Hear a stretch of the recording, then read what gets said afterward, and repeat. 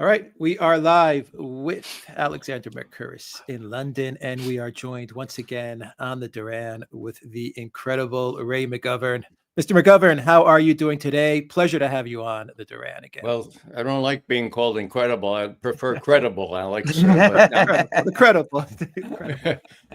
I'm glad to be back with you. I must apologize for I fell on my face. Okay, that was the big lesson that I learned from my 2 weeks in Europe. Not only mind the gap, but you're in the Moscow subways. It's осторожно, двери закрываются. Please be careful. The doors are closing themselves. Well, I wasn't careful. And so if I have this bad appearance, thanks for having me on. Anyway, please understand it was a lot worse just 2 weeks ago. Right. Well, thank you for coming in spite of all of that, Ray, and we're very, very thrilled to have you. Now, as I said, Alexander, before you get started, let's just say a hello to everyone that is watching us on Odyssey, on Rockfin, on Rumble, and on YouTube as well. And a big shout out to our community on Locals, the Duran.locals.com. Yeah. A big thank you and a shout out to our moderators and to everyone that is watching. I have a link in the description box down below to Ray McGovern's site, and I will also have that as a pinned comment when the live stream is over. So definitely check out that link to follow Ray McGovern. Alexander, Ray McGovern, the floor is yours. Indeed. Well, can I say, I'd like to go straight in because as I said, we're going to have a lot of ground to cover, and we're going to be talking about Russiagate. And there is no better person to discuss Russiagate with than Ray McGovern, as analyst at the CIA going all the way back to the 1960s, a person who, one of the first analysts to realize that there was a Sino-Soviet split and it was real, a person whose brief presidents, somebody who's analyzed and understands Russia and the Soviet Union before that better than I know anyone else do. And also a co-founder of VIPs, Veterans Intelligence Professionals for Sanity, one of the most important institutions, as far as I am concerned, in the United States, indeed in the world of intelligence. If you want to get a sense of what is happening in the world, then go to them. If you worry about some of the information that's being put out there, go to them too. They've sought to advise presidents, going all the way back to George W. Bush, when they were telling him that the data he was getting about Iraq and weapons of mass destruction there didn't add up, and they were right. All presidents, current and future, should listen very carefully to what VIPs are saying. And VIPs are going to come up a lot in this program because it is, to some extent at least, to a great extent at least, the work that VIPs has done over the topic that we're going to be discussing today that I want to discuss, we need to talk about with Ray today. Now, the topic is Russiagate. And I think there's a number of things to understand about Russiagate. Russiagate is a very complicated story in some respects, but at the core of it, there was one central allegation which made the rest of the scandal. Everything ultimately revolves around that key core allegation, and that is that the Russians, the GRU, Russian military intelligence, hacked the computers of the DNC and extracted certain emails which were unfavorable to Hillary Clinton and potentially damaging to her campaign, and then laundered them through WikiLeaks and published them, made them public. And that is the central allegation. That is the allegation which led to the claims that the Russians interfered in the election. That was the allegation that was used to embroider the story that there was some kind of collusion between Donald Trump and the Russians. Now, VIPs looked into this question at the time thoroughly in a way that nobody else could do. And basically they said that that whole narrative is wrong, or at least it's unproved. Right. And I think this is where I'm going to turn over directly to Ray, and I think you perhaps can take us a bit through what happened and how that allegation really could not work, and who it was, the role that William Binney and others played in proving that it could not be true. So over to you, Ray. Thank you, Alexander, and thank you, Alex. This is a trip down memory lane. I mean, we were not alone. You guys were with us. I mean, anyone who had any good sense smelled a rat here. Let me be really as brief as I can. On the 12th of June, 2016, the election year, Julian Assange announced, we have emails related to Hillary Clinton pending publication. Oh my God. What could these be? Well, Hillary's camp was aflutter because if these were emails from the DNC or even from Hillary Clinton, my God, they would prove that she stole the nomination from Bernie Sanders, pure and simple. I mean, it's very, very clear from outside evidence, but this would be proof. Oh, what are we going to do? Okay. Then there was a curious thing. All of a sudden, this shadowy firm named CrowdStrike and this fellow, Dmitry Alperovich, started saying, oh, yeah, we have some little tentative signs that the Russians were involved, little Russian fingerprints on these. So we looked into that. Now, not to be missed is that these things were stolen, not hacked, from the DNC during the last week of May 2016. We know that. Bill Binney can tell you the exact dates, okay?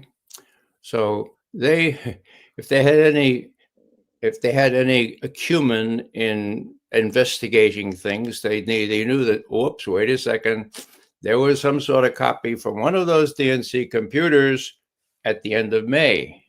The reason I mention that is because when they found that out, and then after Julian Assange announced he had them, my God, then not incidentally, in my view, on the 10th of July, a DNC worker named Seth Rich was murdered on the streets of Washington in a alleged robbery gone bad. They didn't think to take his wallet or his watch. The FBI immediately seized Seth Rich's computer, didn't tell anybody about it. The FBI has chapter and verse as to what happened. There is a court case now where the FBI has been dissimulating and lying for 6 years, okay?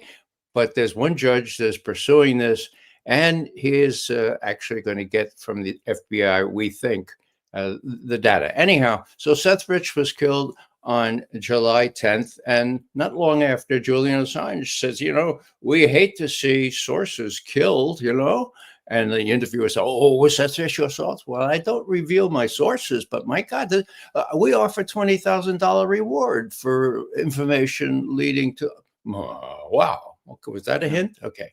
Then we fast forward to when WikiLeaks, having pored over this stuff laboriously, as they tend to do, published it on the 22nd of July, okay? That was three days before the Democratic National Convention. Oh my God, what are Bernie's people going to say when they see this? Oh, I know what we'll do, says one of Hillary's geniuses. We'll blame it on the Russians. And Hillary looks around and says, but it wasn't the Russians, no evidence about the Russians. That's okay. We hate both WikiLeaks and the Russians. It's a twofer, okay? We'll blame it on the Russians. We'll distract attention from the content of the emails. We'll spread this thing. Everyone will say, why did the Russians do this instead of why did the DNC do this? Okay. And it worked like a charm. Okay. It worked like a charm. So that's the background of all this. Now, during this period of time, veteran intelligence professionals for sanity was really smelling a rat. Okay. Now, we were blessed because of our record with all kinds of newcomers. And among them were two former technical directors of the National Security Agency, NSA, okay? And one very senior analyst, Bill Binney, Ed Loomis, and Kirk Wiebe, okay? So he said, look, you guys built the systems in NSA. You probably could figure out whether there was any hack. Could you put your minds to that? They did.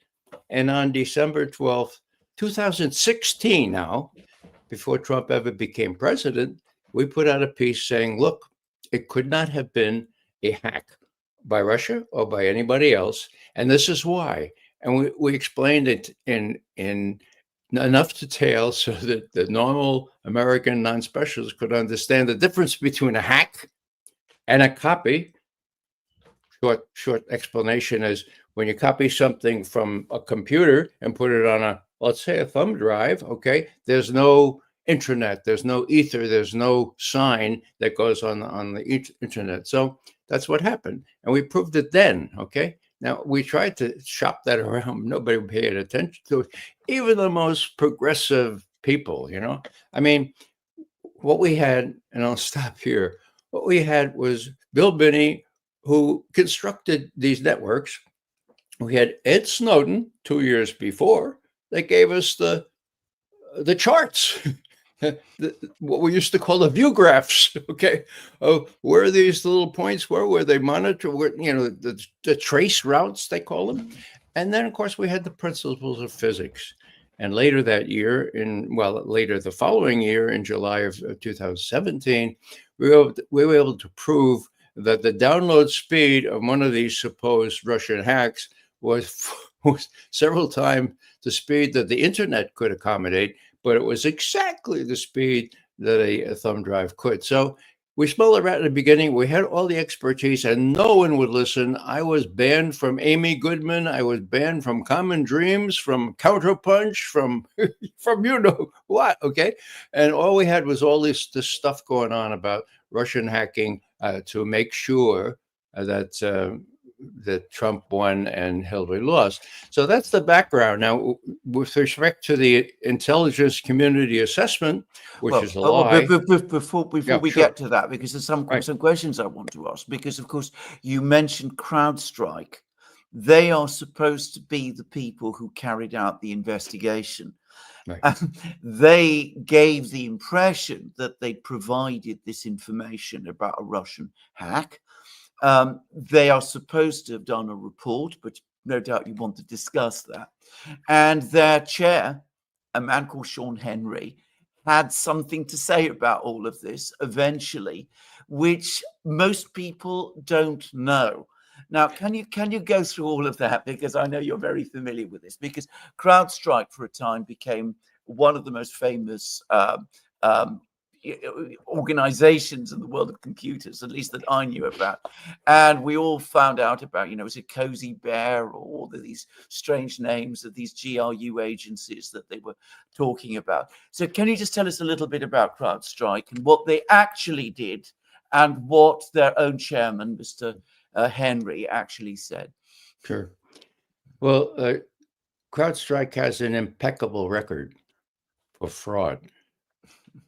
When they were picked, it was a month after they had to apologize for writing a report that the Russians had hacked into Ukrainian artillery and made it miss its targets, for God's sake.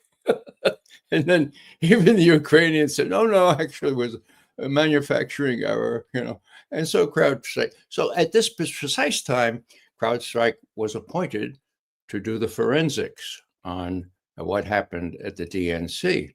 Now, before I forget, CrowdStrike never gave a report to the FBI or to the DNC. Oh, isn't that strange? Okay. And yet they were cited often as being the forensic people that for some reason Jim Comey, the head of the FBI, deferred to because the DNC preferred CrowdStrike to Comey sending in his own forensics. I mean, here's John McCain say, this is an act of war. Forgot that was an act of war by the Russians. Okay. And Comey, the head of the FBI, says, oh, the DNC won't let me send my own people in. They've hired CrowdStrike. So long story short, CrowdStrike is the one. Everyone says, "Oh, CrowdStrike says the Russians hacked." Now, finally, in the final days of the Democratic-led House, 2017, before the change in power over to the Republicans, Devin Nunes, to his great credit, who had been sidelined by the House Speaker, okay, he forced Sean Henry, the head of CrowdStrike, to testify under oath. Okay, so here he is, December 5th, 2017. Sean Henry, his pedigree? Oh, he worked for Bob Mueller. Oh, he worked for Jim Comey for almost 20 years as their high-tech guy, and they set him up with this CrowdStrike outfit when he retired. Okay. So here's Sean Henry. And who asked the first question? Well, that's the third question, actually. Adam Schiff. Now, Adam Schiff was the big guy behind Russiagate. So Adam Schiff says, naively, it turns out, Mr. Henry, can you tell us how it was that the Russians hacked into those DNC emails? And Sean Henry says, well, and then his lawyer, says, you're under oath. And Sean says, oh. Well, actually, Mr. Schiff, we have no technical evidence that the Russians hacked or that anybody hacked into the DNC.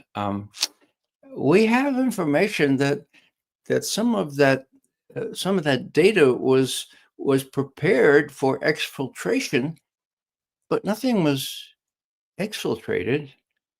Now, my NSA colleagues suggest that, yeah, you prepare things together and then you copy it onto our thumb drive, right? You're doing exfiltrating. So that was the big thing. Now, what happened?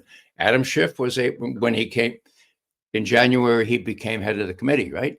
So what did he do with that report? Even though it was unclassified, he put it in the bottom drawer of his safe for 2.5 years. Okay. Then finally says to then President Trump, first term, President Trump, you're the president. You can get that thing released if you want. Okay, well, tell them to release it. So they call Adam Schiff. If you don't release that testimony, we're going to do it tomorrow. So Adam Schiff releases it on the 7th of May, 2020, 2.5 years after the testimony. Do Americans know about this? Do British people know about this? Well, what happened? Well, it fell in the cracks, apparently, and the mainstream media missed it. So do the math. December 5th, 2017. What's today? Today's July something, 2025, right?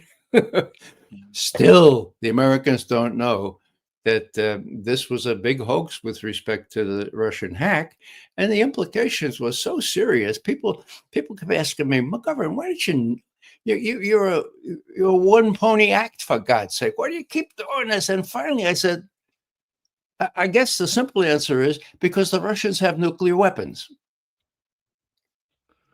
Oh, I guess, well, suffice it to say that Americans have been so brainwashed, and I feel this everywhere, including in my extended family, that they can't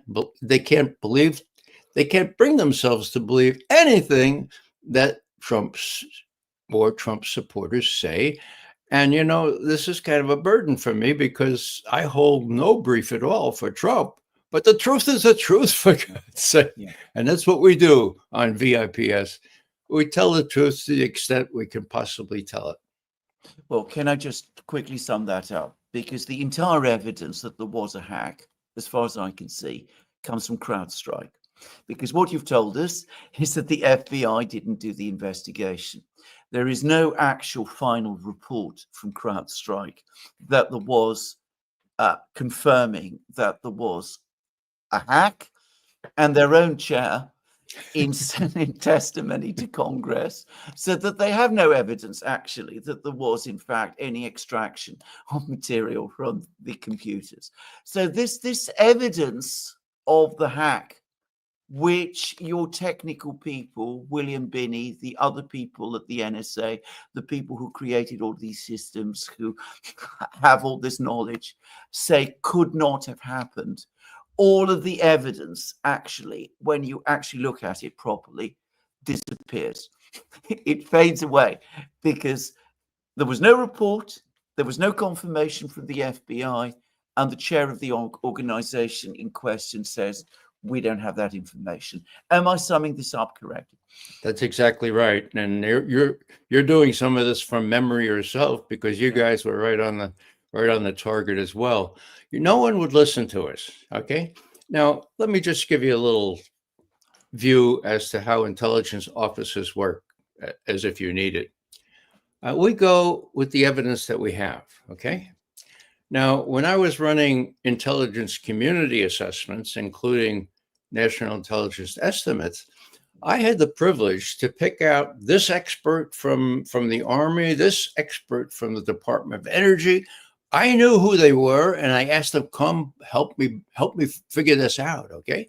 So when you knew who an expert was, who was not going to lie, who was not going to figure out how to get around it, then you plucked them out. Now, I didn't have to pluck out Bill Binney or Ed Loomis or Kirk. They came to us and said, look, this is really bad, Ray. Let us help you. And we said, thank you, Jesus. Come and help us, all right? So professional journalists, and maybe this is part of the trade, they can't go on just something they don't quite understand. So you take Matt Taibbi, for example. I talked to him at length. I said, Matt, for God's sake, call Bill Binney. He'll explain it to you in technical terms. And then if you have further questions, I can explain you in English, okay? He never would. He never did. Why? Trump derangement syndrome, for God's sake, okay? It was just too, well, okay, the charitable explanation is, no, you always need another source. Well, in intelligence work, if you have a good source who knows what he's talking about and is honest, you don't need another source. So that's the way we operated in intelligence. It is different. So now Matt is great. You know, I don't want to criticize Matt Deep, but he's the archetypical example of a really good guy who wanted to get into this, but was either afraid of understanding what Bill Binney was saying, or it just didn't want to go that far because it was really, really off the charts. And we were called, guess what? Conspiracy theorists, and people like James Risen from the Times and others call Bill Binney on air, on video. Well, he's gone conspiracy theorist, you know. Well, my God, you know, oh, okay. I'm Irish, so I get a little bit angry about these things. Well, so you should. Now, can I just say quickly that in the world of the law also, people go to experts. If you don't go to experts, you're going to go wrong. By definition, it's obvious.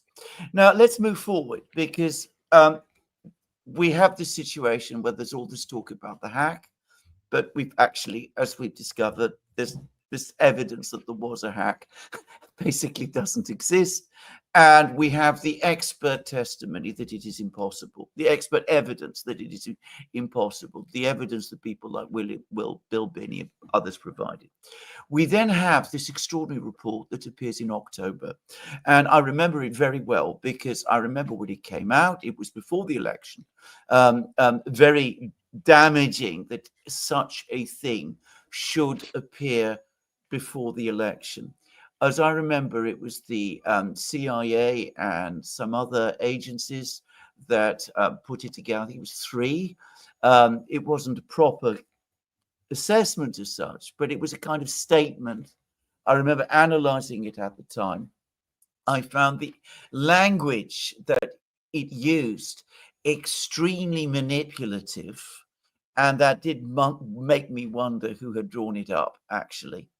Tell us about that and who inspired it, in your opinion. Well, you're talking primarily about the ICA, right? The Intelligence Community Assessment. Yes. Well, the one that appeared in October 2016.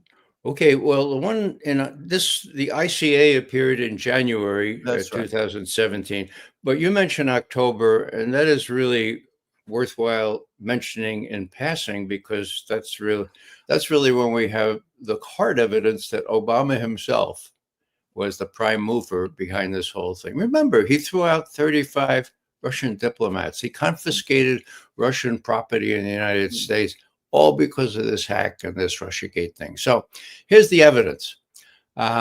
As I said before, the Democratic National Committee, Hillary Clinton, decided to blame it on the Russians, okay? So Jennifer Palmieri, her spokesperson, told the whole world, actually told us at one of these think tanks, look, I drove my golf cart around to all the outlets and the cable people, and nobody would buy this. The Russians hacked? Oh, come on, take the help to defeat Hillary?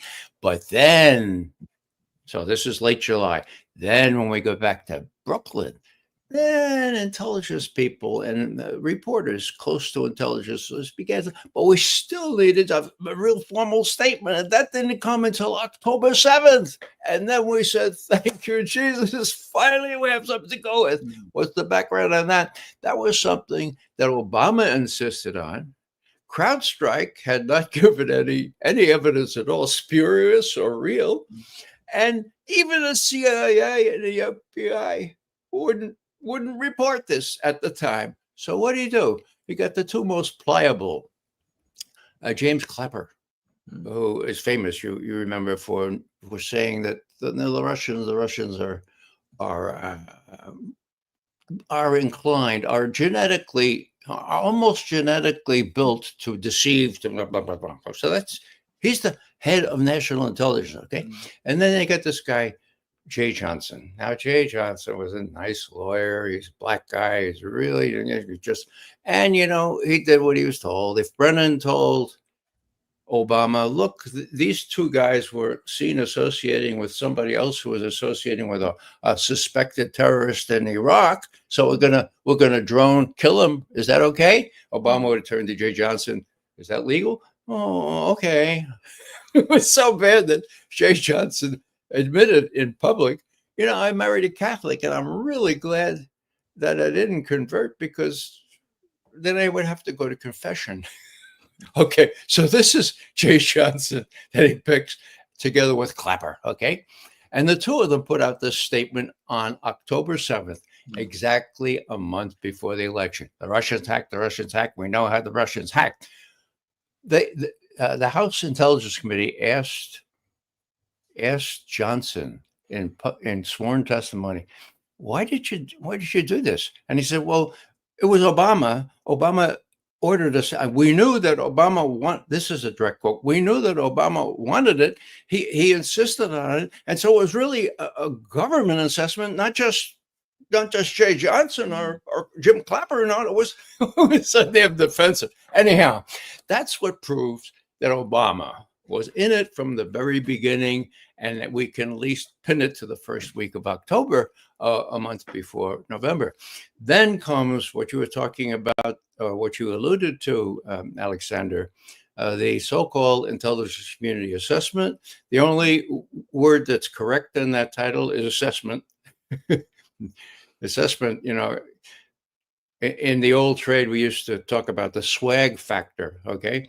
That was a scientific wild ass guess, okay? Well, this was not even the swag factor. It was an assessment done for political purposes. It wasn't really intelligence, and it was not the intelligence community. Now, Hillary Clinton immediately said, all 17 intelligence agencies agreed on this thing. And that for 4 months, she got away with that. The Clapper under testimony said, well, actually, it was only three, FBI, CIA, and NSA, and actually, but it was handpicked analysts. That's just so how dumb Jim Clapper is. My God, when you handpick the analysts, you handpick the results, of course. Okay, and who is it? Clapper and Comey and Brennan would pick the analysts. Now it turns out that those 5 analysts, we know there were 5 now, they were all working for Brennan.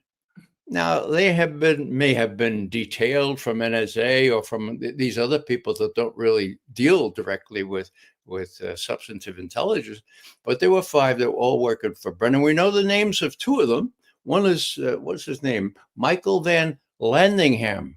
Why do we know that? Because he bragged a month ago in Rolling Stone magazine. I was the primary drafter of that. And I'm so glad, because those Russians are capable of anything. I looked him up. He went to the finest schools, Alex and Alexander. Okay, uh, prep schools, Ivy schools, and he learned to hate the Russians. I mean, that's what you learn in these places now. Okay, and so it's very clear. He's pounding his breast. Yeah, I was the guy, and man, I just so happy that I did that. Now I wonder now that his colleagues are going to Tulsi Gabbard and saying, look, they hired these creeps from NSA or from, they got these. It's an old tried and true tactic. Okay, you get it when you can't get the answer you want from honest analysts. You create a little off to the side. You give them secure areas. Okay. I saw that when Bill Casey came in and wanted us to say that the Russians were behind the assassination attempt on the Pope, and we said, BS, you wouldn't have any evidence. So he created this little thing on the side in a new organization. And guess what they came up with? Yeah, it was the Russians and the Bulgarians. So it's a tried and tested technique. That's what Brennan did. Brennan and Comey were the spearheads of all this. The NSA guy was, saying, well, we don't have complete confidence. Well, if there was a hack, they would have complete confidence, for God's sake, because they would have intercepted. Okay. I'll stop on that. But the intelligence community assessment was, as I said at the time, a dishonor to the trade of intelligence analysis. It was awful. It was not supported. Even Scott Shane, I think his name is, in the New York Times, even though David Sanger and all the others were going full bore with this, even Scott Shane the same day said, this is a really disappointment because missing as any real evidence of what the Russians is alleged to have done. So I'm sorry to carry on this way, but no. It's so indelicate. It's so, they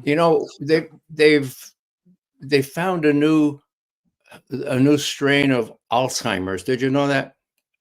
Yeah, it's called Irish Alzheimer's. You forget everything but the grudges. I got a big grudge here. So I'm not forgetting my grudges. Whatever else I may be forgetting. Absolutely. Can I just say that I can clearly remember you saying at the time, and Vip saying at the time, that this assessment really doesn't make any sense, and that it really isn't up to the standard, not remotely up to the standard that you would expect of something like that. Now, there's a few things I wanted to ask about this, because it is around this that I think the Tulsi Gabbard disclosures have been very interesting, because first of all, she's confirmed, the documents confirm exactly what you said, that it was made by 5 hand-picked people, picked by Brennan. I mean, we now know that. I don't think any doubt about that anymore. It turns out that 2 of them, 2 out of the 5 weren't happy and made that fact clear. They said that this doesn't make any kind of sense, and that the evidence that we're being asked to assess just doesn't support the conclusions you want us to reach. And it turns out that one of the pieces of evidence that they were asked to work with was the Steele dossier, which I find extraordinary. And then there were a whole series of, I believe it was about 13 comments, fragments, very difficult to work out what they are exactly. One in particular about Putin supposedly counting on Donald Trump winning the election. Counting on, yeah. Yeah, except that apparently of the 5 people who'd been picked to write the assessment, they each had different opinions as to what that meant. So right. Tell us a bit about this. Tell us what you make. I mean, I actually found the fact that 2 of these people basically rebelled actually a hopeful thing. It suggests that even this hardcore of people, there were some of them who just wouldn't go there and say what they were asked to say. But I mean, you've been involved in this far more than I think anybody else. I mean, is what you've seen of the evidence, is it even evidence? I mean, is the Steele dossier evidence of anything? Are these fragments that we know about, were they usable evidence? I mean, well, the Steele dossier was paid for by the Democratic National Committee and the FBI. God's sake, I mean, the Steele dossier. Picture this: Obama meeting with his top national security officials on the 5th of January, 2017, before Trump is even inaugurated. It's okay. Go ahead, you guys. Go ahead, Clapper. Go ahead, Brennan and Comey. Go brief the president-elect and tell him we have this intelligence community assessment that says that that Putin is largely responsible for your victory, Mr. President-elect. And Comey, why don't you brief him on the Steele dossier about the scurrilous stuff? Okay. Let the others go away. So that's what happens. They brief Mr. President the next day, 6th of January. Mr. President, just out. We just published it, just so you know, that a very, very good intelligence assessment that says that Hillary really was defeated by help for the Russians.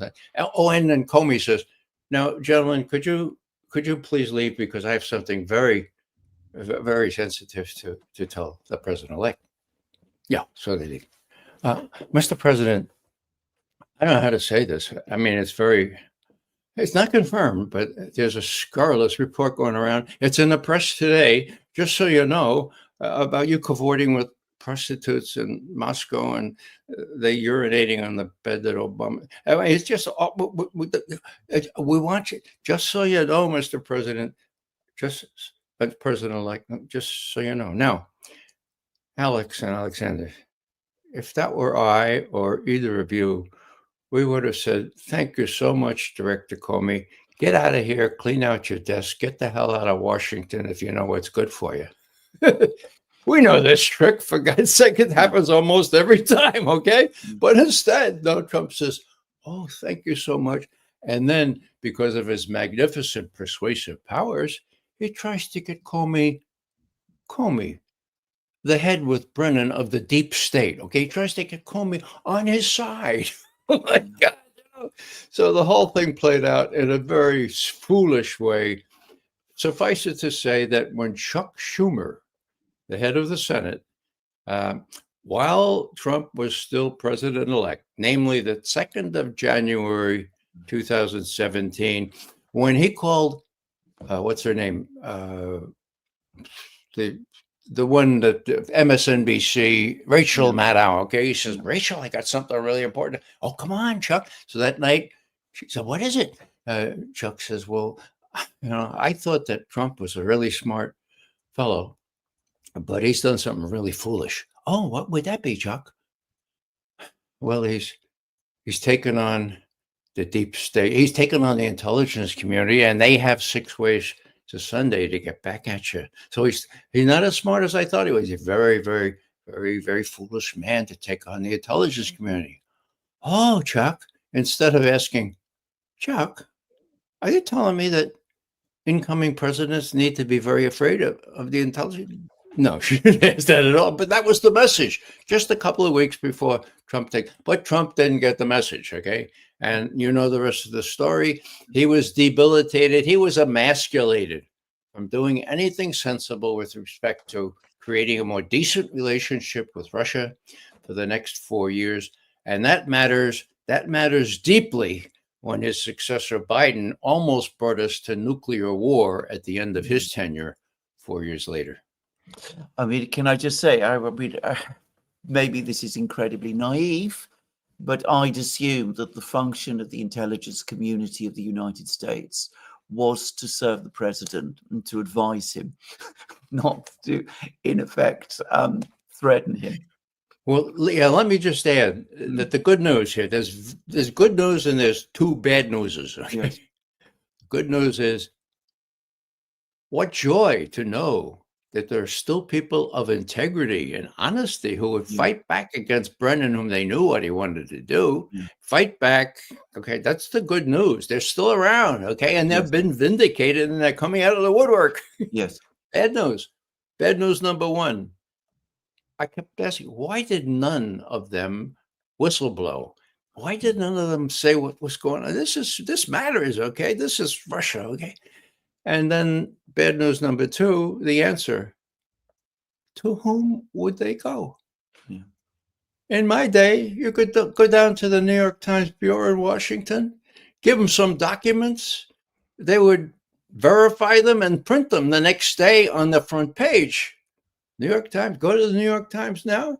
That's suicide. So to whom would they go? They came to us, we would publish it, but nobody would see it because we're not allowed into the mainstream media anymore.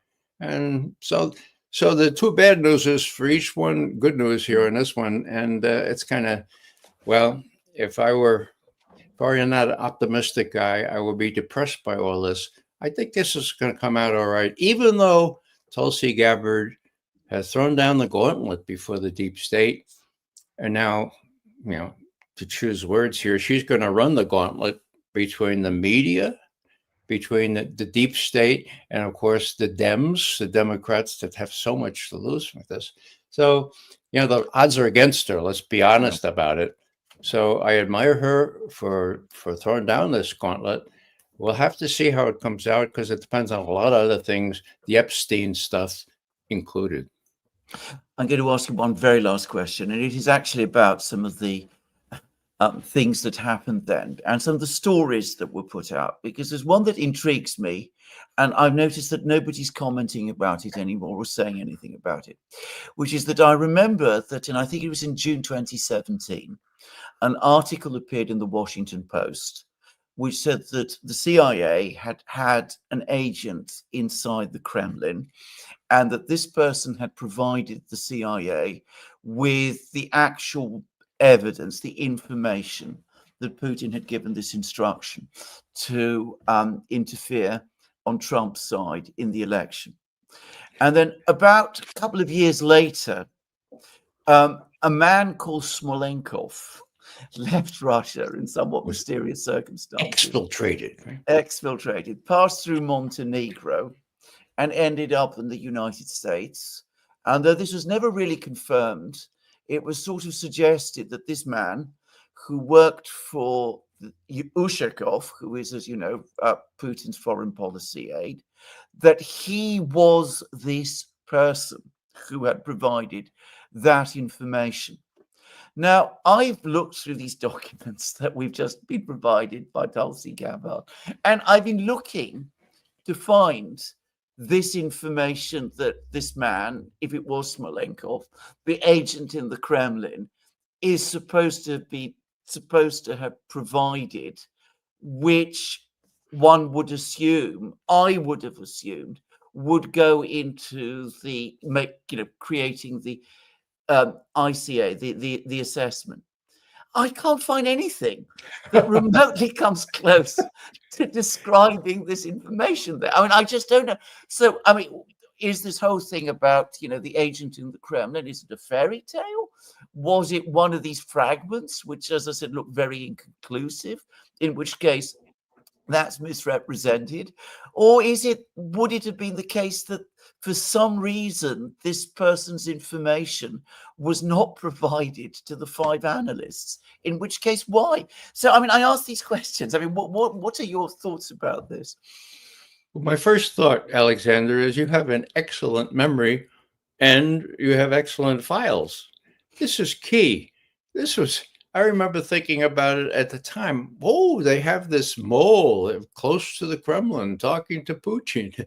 Now, if my memory serves, this guy ended up in a nice plantation in Virginia, living quite openly. And he was the guy that John Brennan was saying, had this special thing, and was telling the Congress and all this stuff. Well, it was a combination of a fairy tale and a fragment of information, because apparently he said that he was the only one in this little fragment that was of dubious interpretation that, Putin favored Trump and he aspired to help Trump, and he did. The honest analyst said that's a crock, okay, but that you need a fragment, okay, so it was made up. This is, and the people like David Sanger in the New York Times, my God, they bought they didn't buy it, they reiterated it, whether they believed it or not.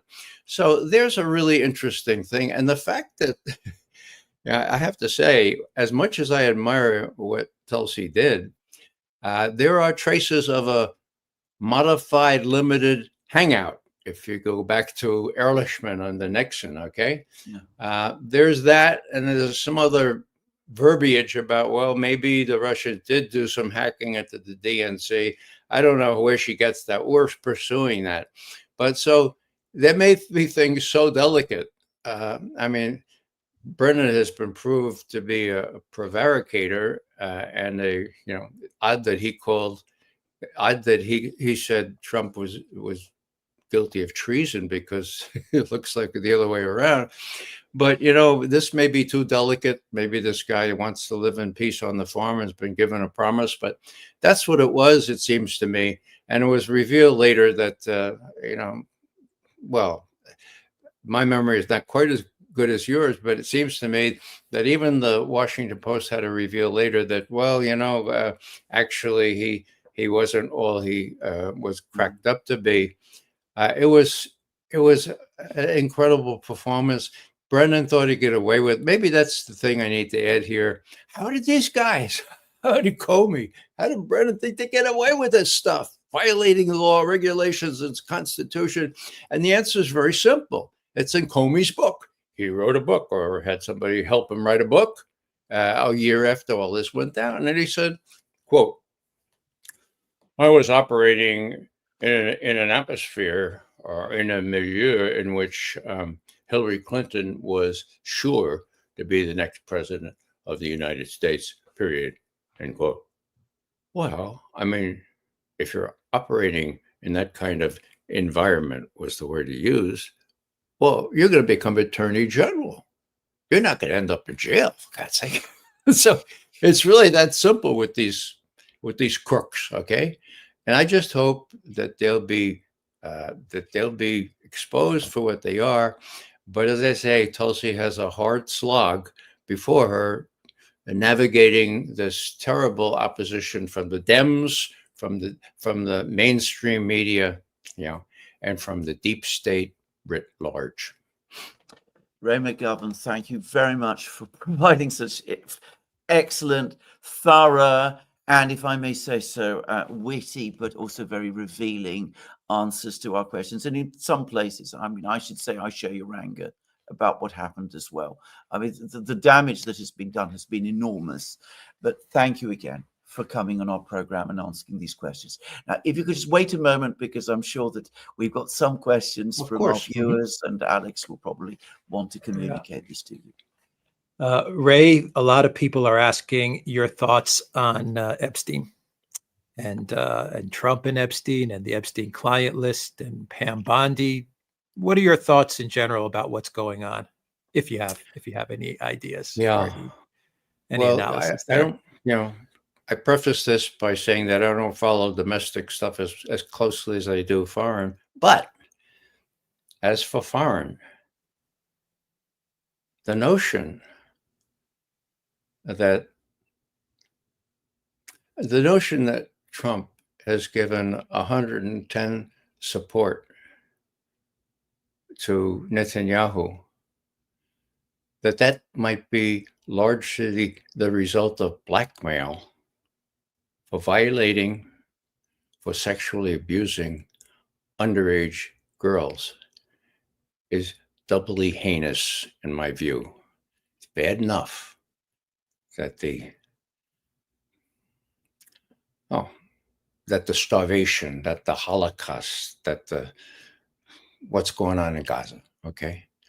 But the notion that this double heinousness, the notion that it could be prompted or explained by blackmail, by Mossad, by Epstein, by Netanyahu, I mean, that just curdles my whatever. And I think I've talked to this. I mean, I'm not an expert, but I talked to Phil Giraldi, for example, who knows this chapter and verse. And he said, yeah, Ray, I think that more than half of the motivation here, maybe the notion that this Epstein stuff is being used against Trump by Netanyahu, and that explains the unexplainable. How we can support, fund, aid genocide in Gaza. Another question for you, Ray, from a lot of people is: what are your thoughts on the ultimatum from Trump to Russia? Why did he make it? Why did he take it from 50 days to 10 days? What are your thoughts? Hey, look, Trump is the paragon of unpredictability. Okay, or being able to be analyzed. He says one thing one day and some. Well, on this one, it's real pure theater. You know, Stormer probably said, I got to Stormer. Yeah, you got to 30 days, 50 days to make it. So Trump gets up and says, okay, 10 days. 10 days for what? 10 days for the Russians to decide to clean up the mess in Ukraine, right? What's going to happen? Oh, we're going to put sanctions on. Now, the Russian economy, as Alexander has so dutifully reported, has flourished under the sanctions. They don't give a rat's patootie about more sanctions. Secondary sanctions? Well, you just try secondary sanctions, see what happens to the world economy. Another thing that I learned from Alexander. My God, this is crazy. India, China are going to give me a break. So it's all rhetoric, and it's crazy, and it doesn't mean anything except that Trump is deranged, and all the people that kind of are also deranged because he's deranged, makes a real noxious mix. Mm-hmm. From Vincent, in general, Ray, how does one go about determining if someone is controlled opposition? Well, you look at their behavior and you see if it makes sense if they were not controlled. It's pretty easy. You know, we have various labels in the intelligence craft, agents of influence and so forth. Well, you know, Epstein was clearly working with Mossad. It's very, very clear. Max Blumenthal, again, a good friend of mine, has chapter and verse on that. That's the beauty of us honest analysts banding together, sharing with each other, not in competition with each other, but just trying to get to the truth. All manner of special, not only the technical experts from NSA, but experts on Israel like Max Blumenthal, and experts up the gazoo who are really eager to help us. And again, there's no trace of competition. None of us get into the major media. But we're coming to the truth, and I think we're getting a larger share of people who really are dissatisfied with the pap that the major media puts out. From Don Zuger, Ray, you are a Catholic. Can you use your tremendous clout at the Vatican to coerce, cajole, or browbeat the Pope to go to Gaza? Well, I don't agree with the Pope a lot, but I have tried that. 3 years ago, I was interviewed by the most right-wing Sister Angelica radio TV people, and I made a direct appeal to the Pope. Now, send an emissary. Tell Trump, look, this is crazy what he's doing in Ukraine at the time. And it ran, but I didn't get any result. Now, the only, well, I was going to be smart here. Well, maybe I'll just say there is a Catholic principle of what is it? I'll skip that. What I'll say is serious. Okay. After World War II,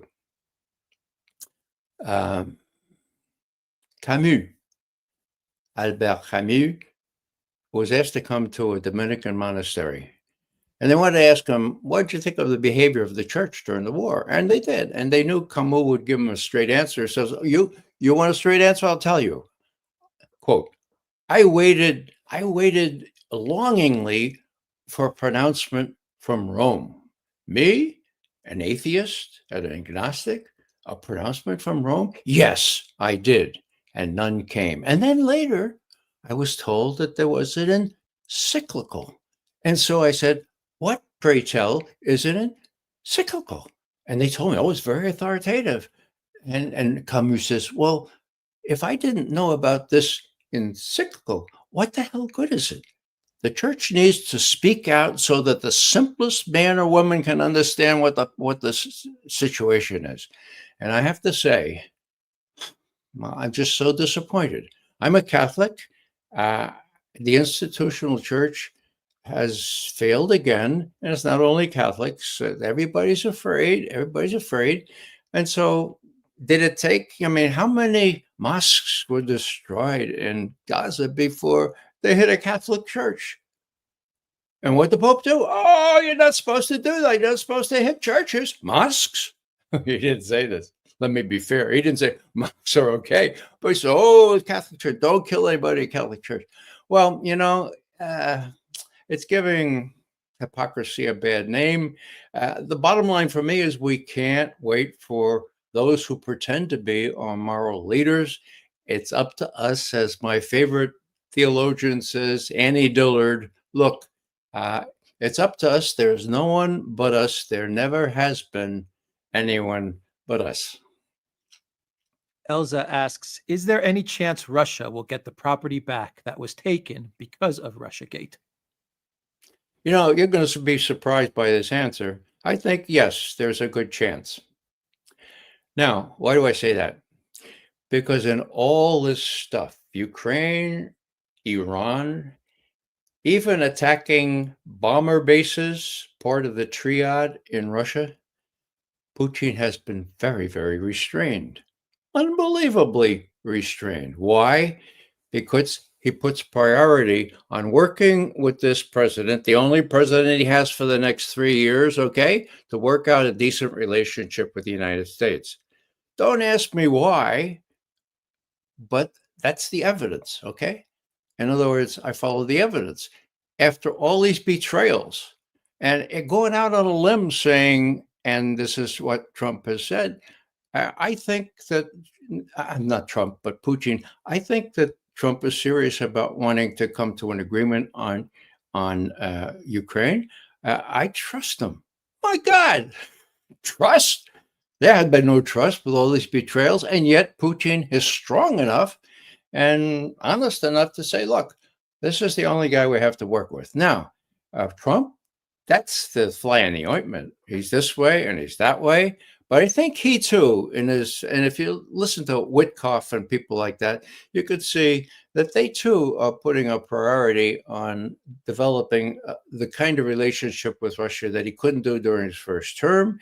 And that means finding some sort of a deal which will acknowledge that the Russians have won in Ukraine, but will supply enough lipstick to put on this pig of defeat for NATO and Ukraine and the US, so that Trump can say, well, look, I solved this, not the best of deals, but I made a deal and no more people are being killed, and it wasn't my war to begin with. Rubia Pell says, Ray McGovern is a living legend. Thank you to the Duran for having him as a guest. The Russians do get the blame for just about everything, don't they? Well, that's clear, and thanks for the comment. OMG Puppy says, what does Ray think of Yuri Bezmenov and his viral videos about active measures, psychological ops? I'm not familiar with that. I know what active measures are. The Russians used to call them mokrye dela, wet measures. And, all intelligence services practice them. And then they're accused of practicing them, even if they don't. And I'm referring to Skripal, for example, and other things. Skripal happened in the country where you are now, Alexander. There are all kinds of things that have a historical basis, but are not true anymore. Putin doesn't need to do this stuff. He's very strong. Let me just make this point. If you take 2 steps back, you say that, look, the empire is on its way out. Trump and his astute geniuses don't realize that yet, but everybody else does, okay? Now, in Europe, ironically, Russia has built up its forces so that if you want to be afraid of something, the Russians have a capability of invading Europe. Would they do it? Why the hell would they do it? You know, when Biden says, "Oh, you think they'll stop in Ukraine? No, they'll go take Poland." He said this, Biden, Poland. They're going to take the Baltic state. Give me a break. The Russians already stopped. When? 6 weeks after the war started in Ukraine. Okay, April. They stopped. They said, "Look, you agree not to join NATO? We'll work it out. We'll have restrictions on armaments, and we'll do it. We'll deal with Crimea later." They stopped. The army stopped, not the full-scale army. It was never a full-scale army. Okay, the 90,000 troops opposite Kiev withdrew because the promise had been made. Now, what happened? Boris Johnson came in there, and the U.S. said, "No, don't stop. We're going to keep. We'll support you for as long as it takes." And I'm so sad for the Ukrainian people, because now is as long as it took, and it took maybe 1 million young Ukrainian men out of life because of these. So my point is simply, the Russians already stopped, for God's sake. Why would they want to go in Poland? There's not a scintilla of evidence that before the coup in Kiev, that the Russians even thought about Crimea or thought about anything else like that. And you have to really search for such evidence. And the kinds of evidence that James Clapper, who says, again, that the Russians are almost genetically inclined to invade and deceive, unless you're of that school, and he must have studied under General Curtis LeMay, the real Russian expert there in the Air Force. Give me a break. The evidence isn't there, so don't worry about it. Now, the Europeans, if they want to say, "Oh, we're going to build up arms," that's feckless. They don't have the money, they don't have the weapons, and not even the U.S. can provide the weapons. So they are saying, "Well, the Russians won't do it for a couple of years. That gives us time." It's all about the military-industrial complex. They're profiteering on all this stuff. And look at the head of Germany. Look at his background. The Germans are, Volkswagen not making any cars anymore. Audi laying off all kinds of. What the hell's happening to the German economy? And the Germans all saying, "Okay, well, we're not going to grow up. We're going to do it. Whatever Uncle Sam says." Back in the 30s, there was a young lawyer studying to be a journalist in Berlin, early 30s. And he talked about how the German people reacted to Hitler's threat after the Reichstag burned down. And he spoke of Schaffsmäßige Ergebenheit. Okay. It's almost as hard to pronounce in English. Sheepish submissiveness. Schaff is sheep.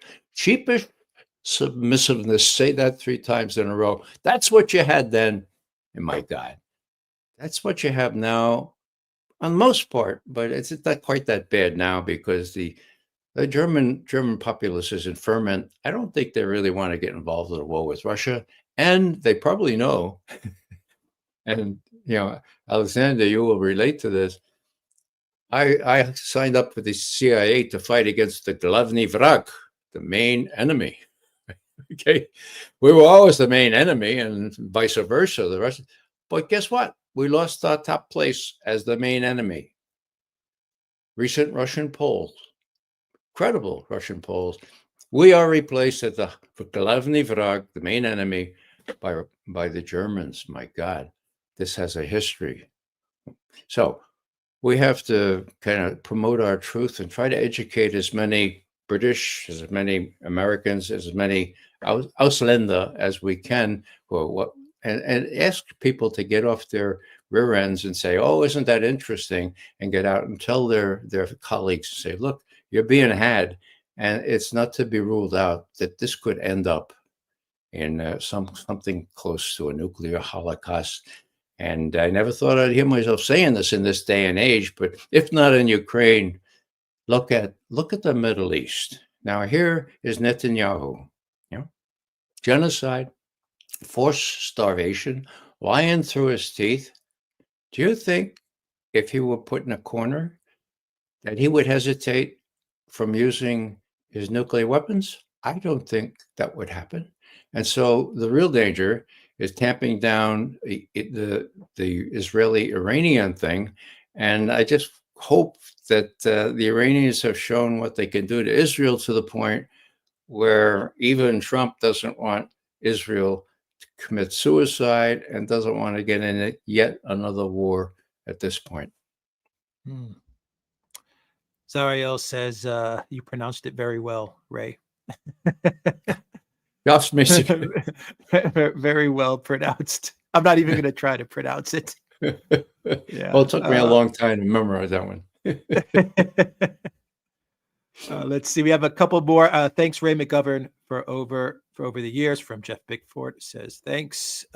From OG Wall, quote of the day: "I'm not incredible, just credible." Mr. R. McGovern, 2025. All right, thank you for that. And two more. From Neil. Ray, your thoughts on the Candace Owens lawsuit? I don't know if you're following the whole Macron Candace Owens thing. Well, is this about Macron's wife being a male? Yeah. This lawsuit. It's the lawsuit from Macron. Yeah. Yeah, I think I'll shy away from that one. Yeah. Bono says, "Loving your work as always. How awesome is Ray McGovern?" And one final one from Jungle Jin. Ray, there's a big topic. Ray, I'm sorry, who from Jungle Jin? Ray, who was responsible for 9/11? This is a very important question to be taken very seriously. I don't know.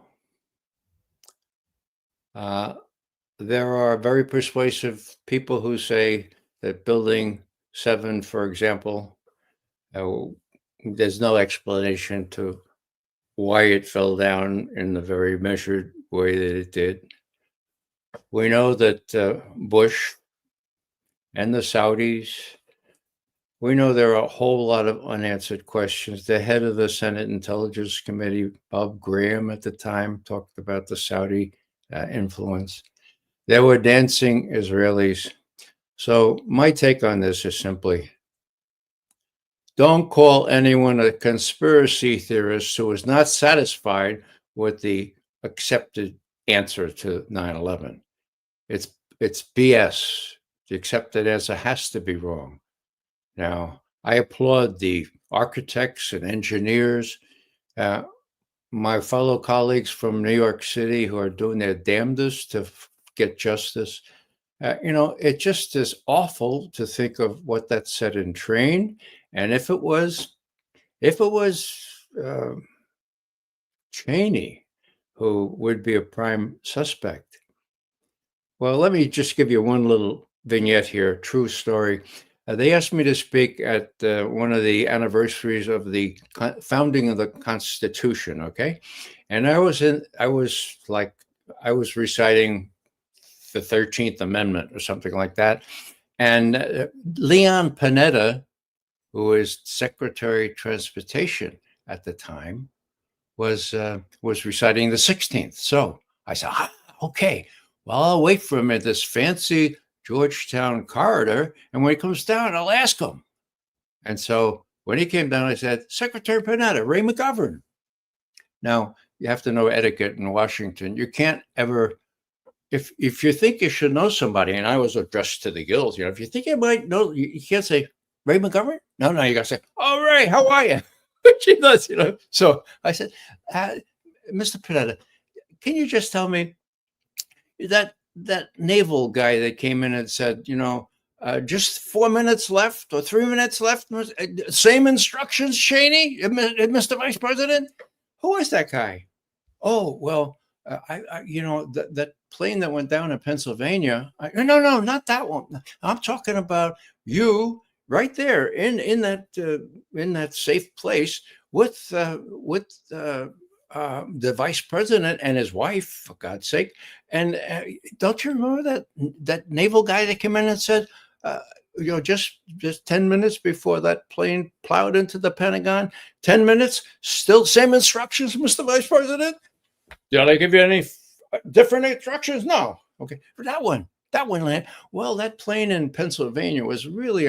I said, look, I'm not talking about Pennsylvania. I'm talking about what you observed. Thank you very much, Mr. Governor. So, my God. Now, he kept his mouth shut, right? And what do you get for keeping your mouth shut? They named an airport in California. Ask them. So, if that's your mentality, I want an airport named after me, and I don't give a rat's patootie about telling the truth, or it's simply too dangerous to tell the truth. Well, Cheney is still alive. And I'll finish with this. I have a very devout Catholic friend, and she came to me, this is about 15 years ago, and she said, Ray, I don't think God is answering my prayers anymore. And I said, why do you say that? She said, well, every time Dick Cheney goes into the hospital for these incredibly expensive, intricate heart operations, I pray so hard, and then he always gets better. No. That's a joke, folks. You're supposed to laugh, Alex. He always gets better. It took me a while to get. Maybe on that note. On that note, the credible Ray McGovern, thank you so much for joining us. Thank you. I have to say this. You guys do incredible work. And whenever I have time, and it's almost every day, I tune in and I learn a hell of a lot of things that I don't really know about. And you fill in a lot of my blanks. And so thanks for filling in the blanks, folks. We're in this together. I think there's a lot of hope due to that fact. Thanks. Thank you very much. Thank you, Ray. Thank you for coming on to our program. The link to follow Ray is in the description box down below. Everybody follow Ray McGovern. Thank you, Ray. Thank you so much. Have a nice day. You too. Take care. Bye.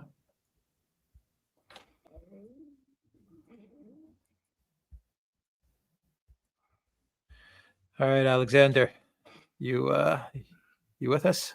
Absolutely. I mean, it feels, I have to say, somewhat anticlimactic afterwards to follow up after someone like Ray McGovern. But, here I am. Here we are. And I'm sure there's still some questions. Yeah, we got some questions. Let's go through them. Let's start off with Mark. Mark Hewitt says, if the BRICS do take off and the European economy is destroyed by the Trump deal, who will the Americans trade with? That's a very good question. I think ultimately they will have to trade with the BRICS. Now, I should say that some months ago, when Steve Witkoff was traveling to Moscow and was meeting Putin, somebody who perhaps was well informed told me that Putin was actually already making that point to Witkoff, that the United States needed to start thinking about the opportunities the BRICS offered rather than seeing it as challenges, and that they shouldn't really waste their time with the European economy that was already in severe difficulties and should start to think about the BRICS. Maybe that will turn out to be prescient. We'll see.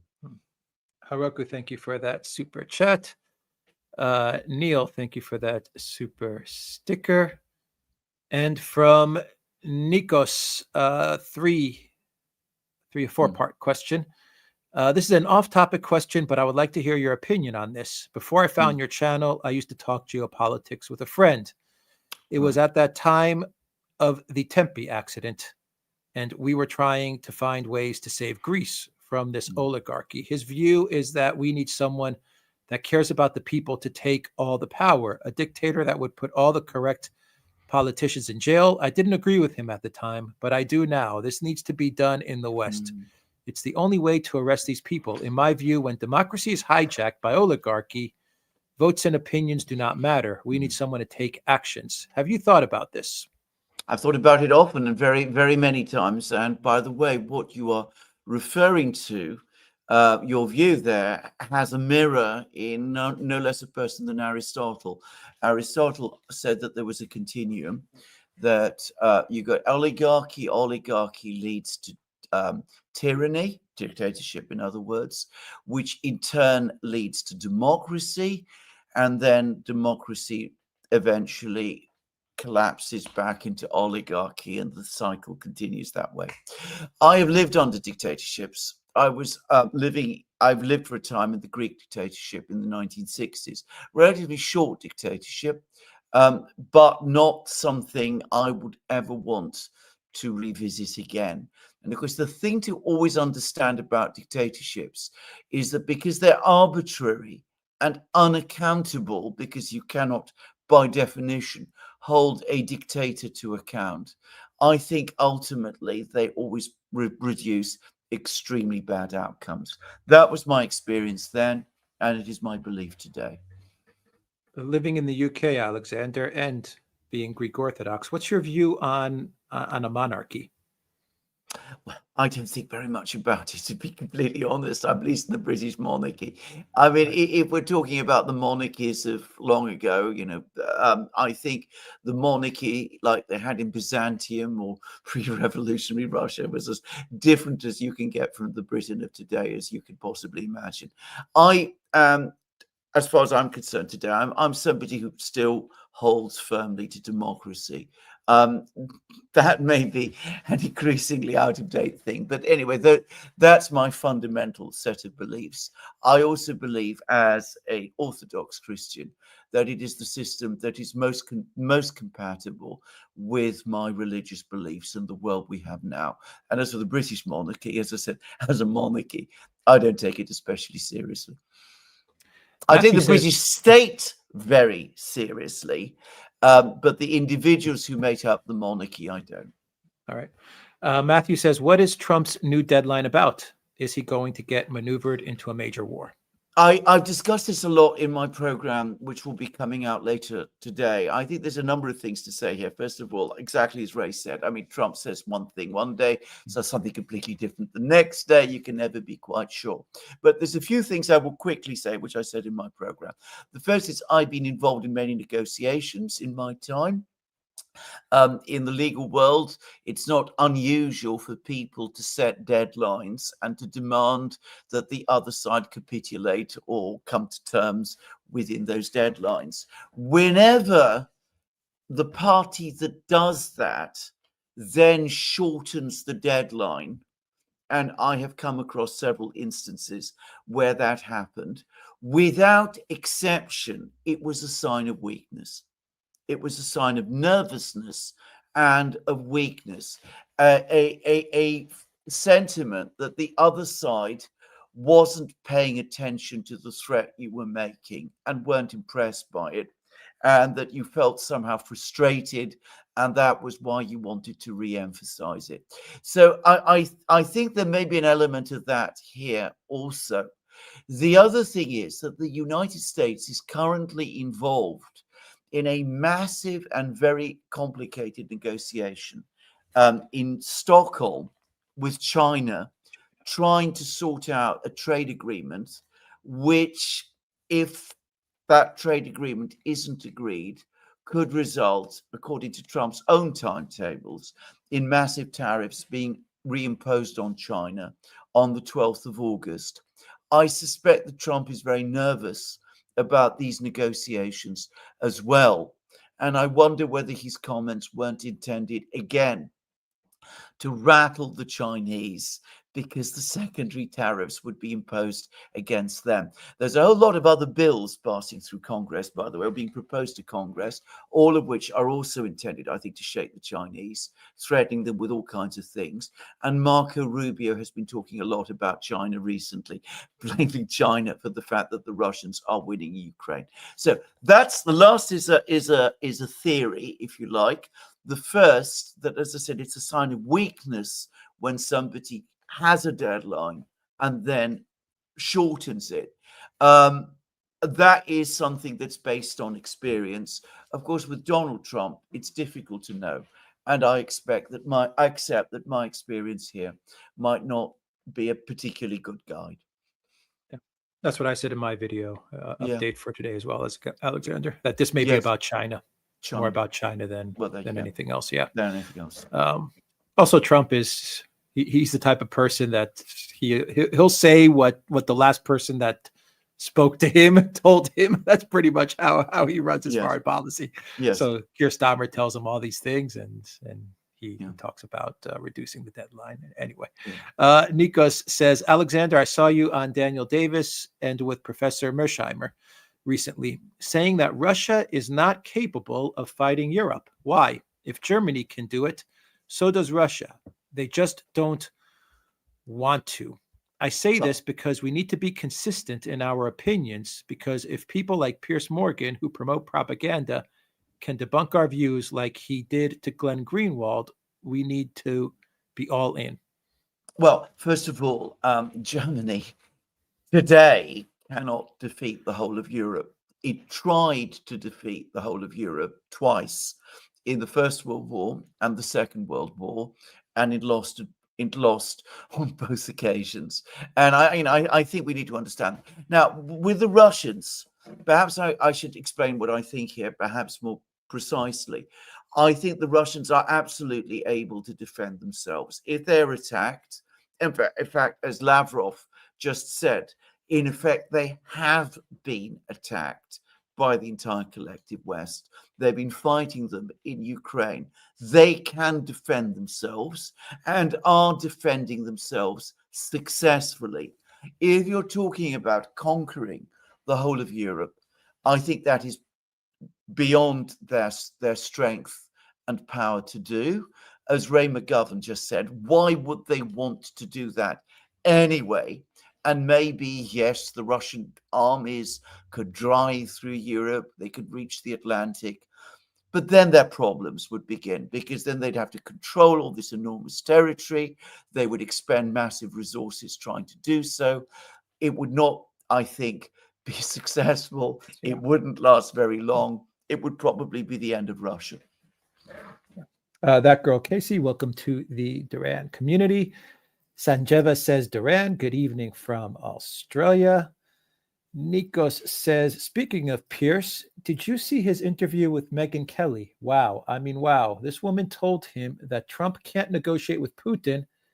And then she said that Palestinians starve themselves. Wow. People like them and their followers drive policies. And when that Russia-EU war comes, and it will come, we need to be firm in our views, not a cult like MAGA who excused Trump on everything but Epstein. Well, I mean, I what you've just said about the views that were expressed on Piers Morgan's program, I think absolutely conventional and absolutely horrifying. But I don't watch Piers Morgan. I have more useful things to do with my time. I mean, I just don't take this man seriously. He isn't taken very seriously here in Britain. I think he has a much bigger international audience than he has a British one. That's my own sense. Black Tie, thank you for that super sticker. Lada Moreau, thank you for that super sticker. And Nikos says, this 20 is a gift from me to you. Yesterday was my 26th birthday. Happy birthday, well, Nikos. Congratulations. Happy birthday to you. Yes. Happy birthday, Nikos. And I've almost reached 2.5 years since I found your channel. Thank you, my fellow Greeks, for enhancing my critical thinking and also for tolerating me. Well, and thank you for your very, very kind words, Nikos. And you're always welcome with your comments. So just to make that clear. Solaris says they are trying to isolate Russia. They want to break up Russia-China-Iran alliance. That's why they are targeting Iran. Yeah, I agree. Absolutely. I mean, by the way, if you go to the think tank world, the one that Brian Beletic spent so much time following, correctly, by the way, so one should, and which I also spend a certain amount of time following, they make no secret of this. Yeah, true. Monkey King 1981 says, I have a feeling Obama will flee to Europe, Ellis DeGeneres style. Not that he will be charged or admit he is fleeing. Just all of a sudden, Obama and Big Mike will be living in London indefinitely.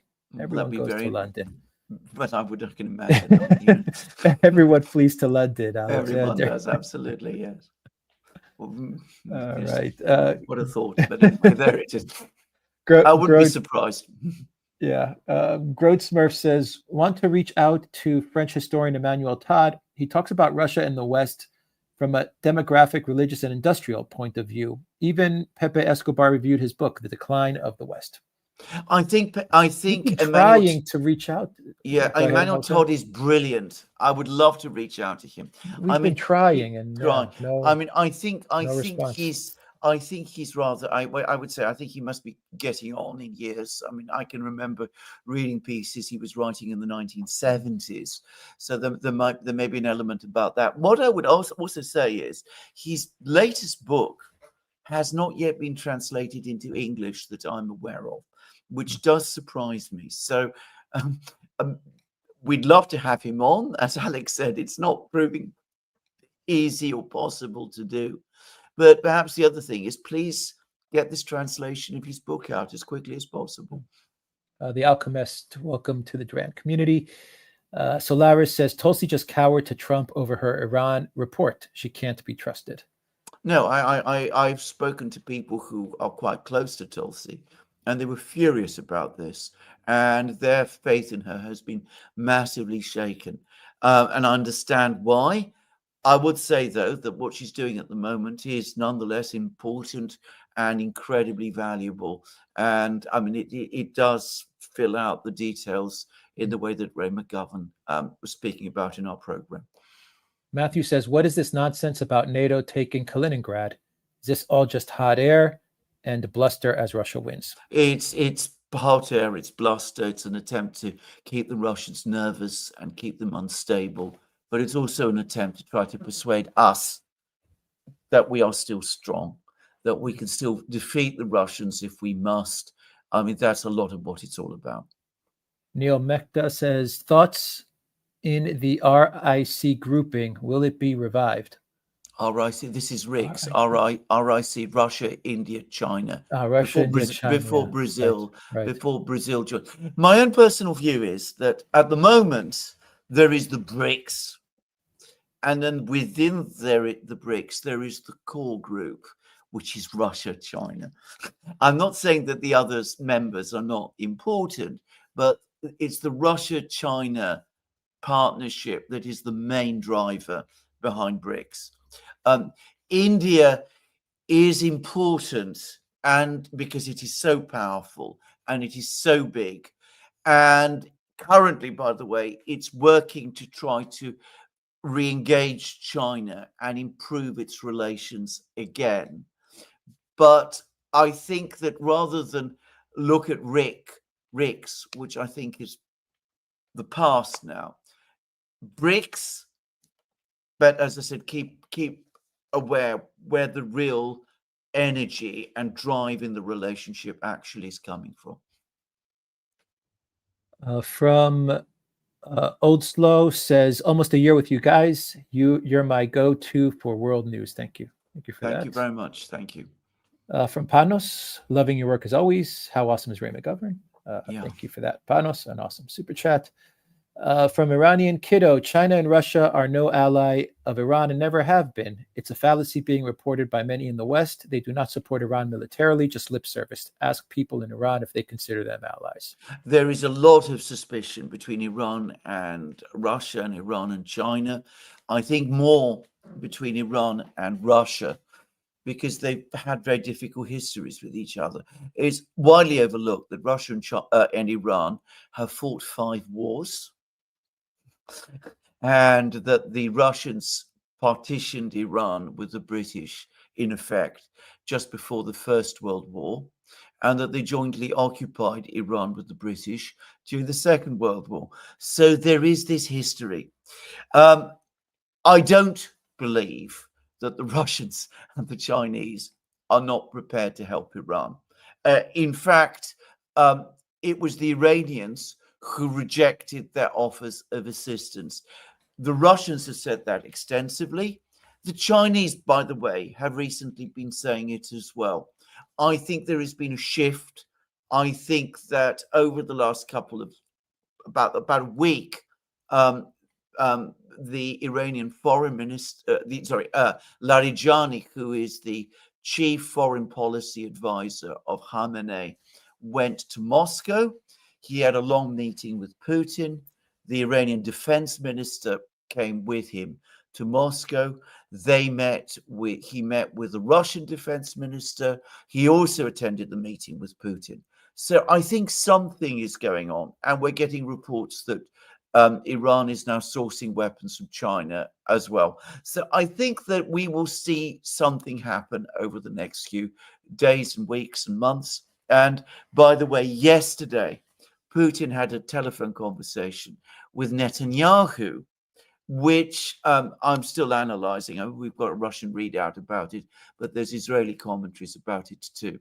But I think it was basically a warning from the Russians to keep away from Iran. John Ski says, who's behind the mass third world invasion destabilization of Britain, Europe, Canada, Japan, and the US? There has been a cabal doing all of this. Is the WEF a global branch of the deep state? Well, I think that what you need to understand is that there is a kind of community of different people and agencies, and they all interconnect with each other. So the WEF is part of it, and there's the other globalists. Some of them are members of the WEF, some are not. Then there's the deep state in the United States. Then there's the neocons, very strong in Britain, but who are also somewhat distinct from this. Then there's the neoliberals, who are also distinct from all of these things. Then all of them have their ideas about immigration and migrant flows and things of that kind as well, because they derive political advantages from it. All of these people together form a community. I wouldn't call it exactly a cabal. Within this community, there are cabals, many of which have slightly different agendas and different priorities from each other, but their objectives tend to overlap and dovetail with each other, and that's what we basically see. Iranian Kiddo says China and Russia will never sell jets or air defense systems to Iran at the behest of Israel and Gulf states. That is understood in Iran, contrary to some pundits accusing Iran of rejecting their non-existent offers. Well, I don't think non-existent offers. I mean, Russia has sold air defense systems to Iran. It sold them S-300 missiles, which would and systems which were deployed to Iran. They also supplied Iran with other air defense systems, tall missiles, and that kind of thing. And Putin recently said, he gave an interview in which he said that Russia offered Iran an integrated air defense system, and the Iranians refused. So, I mean, unless Putin is lying about this, and I don't see why he would, by the way, I think that we have their confirmation that that offer was made. And by the way, the Chinese are saying, because there's been a flurry of interest about Iran buying JC-10 fighter jets from China. There's been reports, there's been commentaries in China pointing out that China actually offered to sell these fighter jets to Iran 10 years ago. So again, unless the Chinese are lying about this, it does look as if it was Iran, which for understandable reasons, the historical reasons that I talked about, has been reluctant to accept these offers. From John Ski, the top U.S. general in Europe said NATO could take Kaliningrad easily. Are these people insane? Yes. I think to say something like that is insane. Yeah. From Iranian Kiddo, Iranians' arms are Iranian made. How good or bad they may be, they were able to repel 2 nuclear powers for now. Iran going to be all right on its own. After all, Iran's been around as a country longer than both of them. And that is a widespread sentiment in Iran. It is one that I understand. As you must have realized, I have a lot of knowledge of Iranian history, as the Greeks, by the way, tend to. I mean, for us, Iran is not a faraway country. I understand why Iranians think that. I just wonder whether, given the scale of the threat and given the fact that there are friends and allies out there, that is a wise policy to follow now. Just saying. Life of Brian says, worse than blackmail, Trump has no concept of policy. He thinks only in interpersonal terms, deals, grudges, friends. Starving kids don't register. I think that is perhaps overstating things to some extent, but I can understand why you think it. I mean, certainly his policies are not very coherent or very stable. He moves and changes position all the time. And of course, we did a program recently on the Duran, which you will find, in which we said that with Ukraine, he risks ending up in the worst of all worlds. A.E. Bemplar says, thoughts on Pizzaballa? Said he didn't begin Pope, but he highly distinguished himself, in my opinion. I'm not sure I know who this is. Yeah. I'm sorry. I'm not sure either. Anyway, thanks for that super chat. OG Wall says, quote of the day, I'm not incredible, just credible. Ray McGovern 2025. Yes, we said that. Thank you for that. Game of Chair says, given the current wars and the Gaza genocide, is there any point to the UN anymore?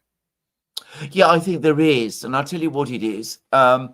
Obviously, the General Assembly has some value in the sense that world opinion can be mobilized there and you can get resolutions and things of that kind. And ultimately, if it wants to exercise its powers, the General Assembly has considerable ones.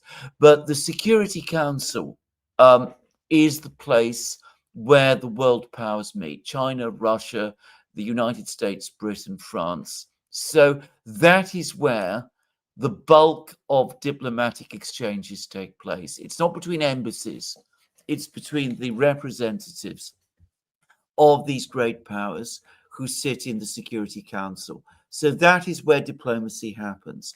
Now, I should say Alex knows a lot more about this in some respects than I do, because his father represented Cyprus at the United Nations. And I've looked this up. He attended meetings of the Security Council. You looked it up. All right. Iranian Kiddo says, Raisi made Iran an accessory to the war in Ukraine and got nothing in return for the drones. Iran is in dire need of new jets for its aging air force. Raisi was a pawn, and an expendable one at that. They have North Korea now. Well, I come back to what I was saying. I think this is unfair. First of all, we don't know what the Russians gave Iran in return for those drones. I mean, probably they paid for them. I mean, that would be the simplest thing. Secondly, there's been reports that these huge factories that the Russians are building, developing these drones, are also supplying some of these drones to Iran itself and are helping to modernize them. But I come back to what I said. I mean, the Russians have supplied air defense missiles to Iran. They appear to have supplied a certain amount of military technology to Iran. And Putin says that they offered Iran help to create an integrated air defense system. Now, unless Putin is lying about this, and I don't see why he would, that offer was made. And Putin said again that it was the Iranians who rejected it. Death Dealer 1341 says, did anyone see what Medvedev said about Trump's ultimatum? Yes, I did. I thought it was I thought it was extremely clever, actually, because what he was basically saying to Trump is this: you're going exactly along the path that Joe Biden followed. You are imposing sanctions upon us, which are going to fail, but which will backfire on you, and which are going to create problems in the United States. Medvedev is a clever man, and I think you saw it in this comment. And by the way, it infuriated Lindsey Graham, which is another sign, in my opinion, that it hit home. Yeah, and Trump said yesterday that he's not interested in speaking with Putin, is what he said. I know. Once again, a Biden type of policy. Absolutely. Yeah, exactly. So Medvedev was correct. Yeah. Absolutely. Iranian Kiddo says, if Islamic Republic is not going nuclear, then it must normalize with Israel and give major concessions.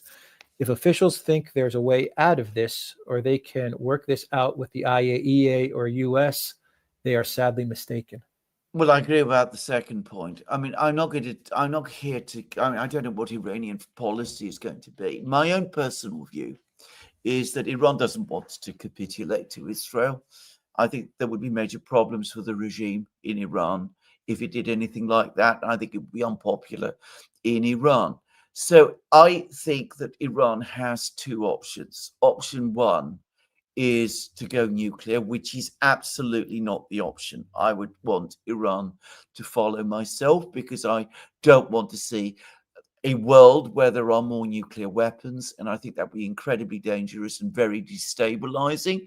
But it would be a policy, and I can understand why some people in Iran might advocate it. The second option which is the one I think Iran should follow, is to deepen its relations with its friends and actually seek their help. And I think that is exactly what the Iranians are now doing. They sent their defense minister to China, and he had discussions with the Chinese, and they've sent their top foreign policy official plus their defense minister to Russia, and he's had deep talks with the Russians. Iranian Kiddo says Arachi and the defense minister can go to China and Russia all they want. They've been told not to sell arms to Iran, and they will do just that. They won't go to war with the world's Jew over Iran. Well, I've already answered this question. I mean, I've said that, the Russians and the Chinese have said that they were prepared to provide Iran with assistance. It was Iran that rejected it. It's as simple as that. Unless they're lying, and the Iranian government has not said that they're lying. Iran has not said that what Putin, for example, said about Russia's offer of an integrated air defense system. They've not said that that was untrue. Elza says, Mr. McGovern, I enjoy your fiery discussion with Larry Johnson. You both sometimes have on Judge Show. Thank you for your great work. Iranian Kiddo says, Chinese ambassador to Israel denied reports of China arming Israel's quote-unquote greatest adversary in an interview with the Israeli paper Al-Hayam. He then said, quote, a lie repeated 1,000 times is still a lie, end of quote. No, I accept. I mean, I was skeptical, if you remember, about some of those reports about the Iran importing JC-10s, and I've also said that about these stories about Iran importing air defense missiles from China. At the moment, I've seen no corroboration for this. I have heard that the Chinese have offered to sell weapons to Iran, and the Russians definitely have made it clear multiple times that they've offered to sell weapons to Iran. Putin himself has said this. From Nikos, why do the British always escape criticism? Because so much of the world media is based in Britain. That's the first thing to say. Also, they don't escape criticism. I mean, a lot of people criticize Britain, more than have done so in the past. From David March, when are we going to stop covering all this modern war nonsense and get back to important episodes covering the Tsar, Rasputin, and Lenin? That would be a great thing. One day, maybe. Mm-hmm. Yes, hopefully soon. Mm-hmm. Iranian Kiddo says Chinese are nobody's ally. Leaked FSB reports indicated Russia still views China as an enemy. Meanwhile, China is Russia's biggest trading partner, but Russia is China's seventh partner. Well, again, what is your point? I mean, I don't believe, I've never seen any such FSB reports. I don't believe that there are such FSB reports, to say it straightforwardly. The New York Times ran something like that, or the Washington Post ran something like that. Exactly. But 2 months ago, yeah. Like a month ago, yeah. Double Down says, nobody is driven into war by ignorance, and no one who thinks he will gain anything from it is deterred by fear.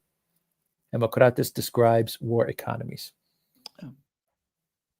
Iran Kiddo says, Iran is essentially the one supporting Chinese economy with cheap fuel and Russian drone industry, but Iran hasn't benefited from it, and it acknowledged in Iran. They don't even invest in Iran.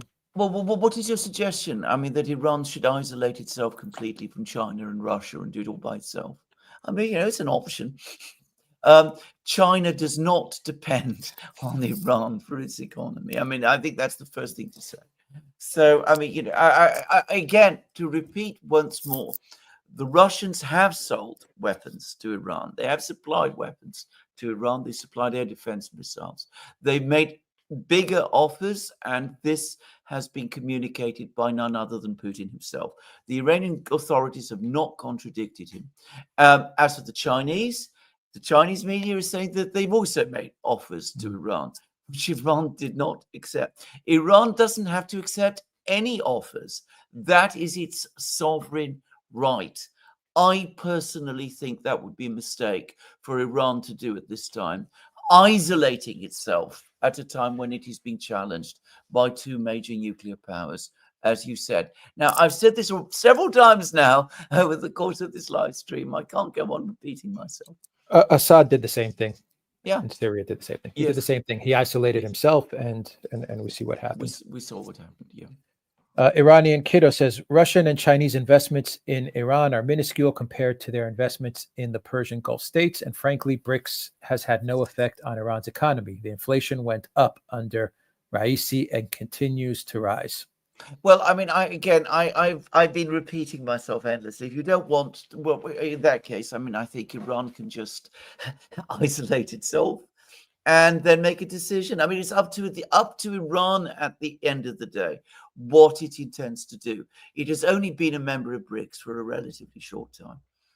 Sophisticated Caveman says, will the new EU tariffs cause more or less European imports to the US? Will there be more or less American exports to Europe?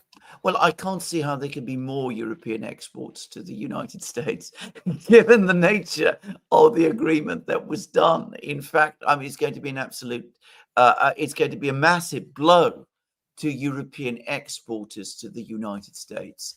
And of course, American exports to the US, to Europe rather, they face no tariff barriers at all. The Alchemist says, trust is gone. Will they ever trust the West again? No.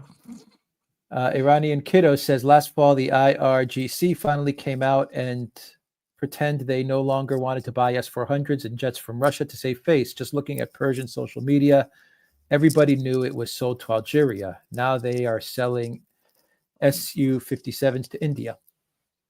Well, first of all, I mean, you're saying all sorts of things. I mean, there's no sales of Su-57s to India. What the maybe you should trust more what the IRGC is saying than others. I mean, and you know, about the internal economic situation in Iran. Well, there may be all kinds of factors about that which are unrelated to BRICS. As far as I could see, by the way, economic relations between Iran and Russia and China are improving, and over time they will have an effect on the economy. Elza says, Alex, you said that the future of the EU would be tourism and having a military complex, but Ursula made the European military complex disappear. Yes. Alex did say that, and he's right.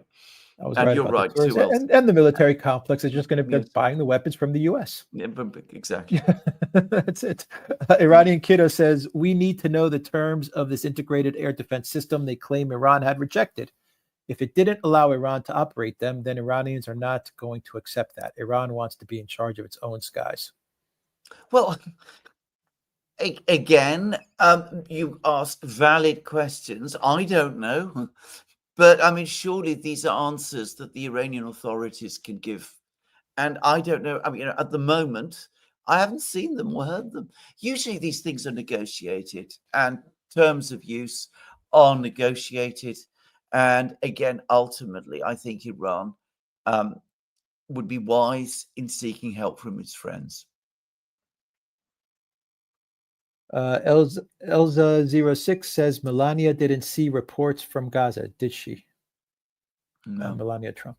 No, I think that's a very good point, actually. I mean, supposedly she's complaining to Trump about he does. Yeah, my thinking on this is he did the same thing with Syria and Ivanka. Remember back in the day with Syria, she showed pictures to Trump or complained to Trump, and then Trump sent missiles into Syria.